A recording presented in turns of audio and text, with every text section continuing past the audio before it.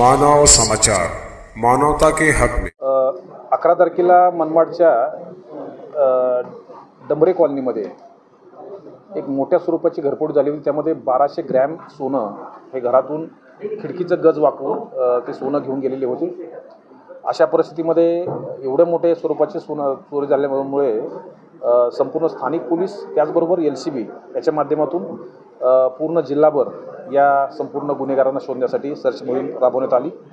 त्याच्यामध्ये सर्व तांत्रिक बाबीचा विचार करता त्यामध्ये फिंगरप्रिंट्स आणि त्या ठिकाणी गेलेले फॉरेन्सिकचे आमचे अंमलदार आणि त्याच्यामध्ये असणाऱ्या सर्व तांत्रिक बाबी तपासल्यानंतर काही लोकांच्या बाबतीमध्ये संशय बळावला।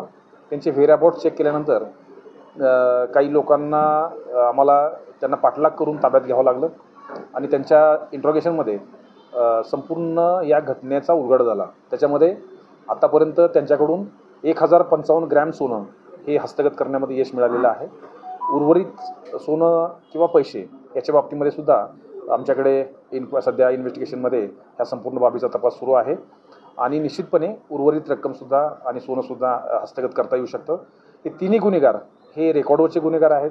आत्ताच काही दिवसापूर्वी औरंगाबाद जेलमधून जे सुटलेले आहेत आणि त्यांच्याकडून आणखी अशा स्वरूपाच्या काही घटना घडल्या असतील अशी शक्यता आहे, परंतु पुढील तपासामध्ये ह्या सर्व बाबी उघडकीस येतील। हे रेकॉर्डवरील गुन्हेगार होते, काही टोळी यांची सक्रिय आहेत का किंवा इतर ठिकाणी काही त्या संदर्भात आपल्याला माहिती मिळाली? एक जो आरोपी आहे तो उत्तर प्रदेशचा मूळचा रहिवासी आहे, गुन्हेगार आहे, जेलमध्ये राहून आलेला आहे। त्यामुळे निश्चितपणे त्यांच्याबरोबर काम करणाऱ्या वेगवेगळ्या टोळ्या काम करत असतात, वेगवेगळ्या गुन्हेगाराबरोबर वेगवेगळे गुन्हे केले जातात।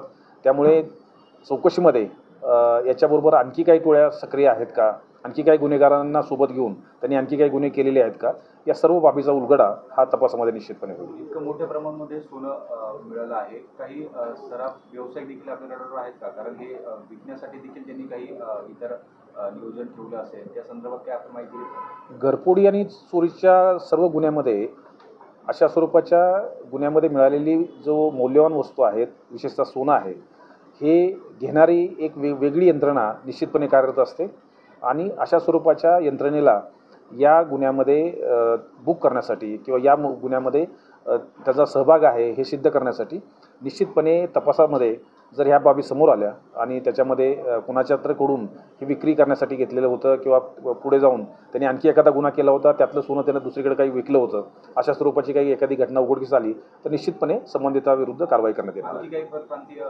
संशयित आपल्या काही माहितीमध्ये आहेत का? कारण या पद्धतीने काही परप्रांतीय टोळी सक्रिय असल्याची देखील शक्यता आपण दाखवू शकतो। सध्याच्या गुन्ह्यामध्ये जे 3 आरोपी आहेत ते सध्या मिळालेले आहेत। इतर गुन्ह्यामध्ये जर काही कनेक्शनमध्ये असतील तर निश्चितपणे त्याबाबतची माहिती घेतली जाईल।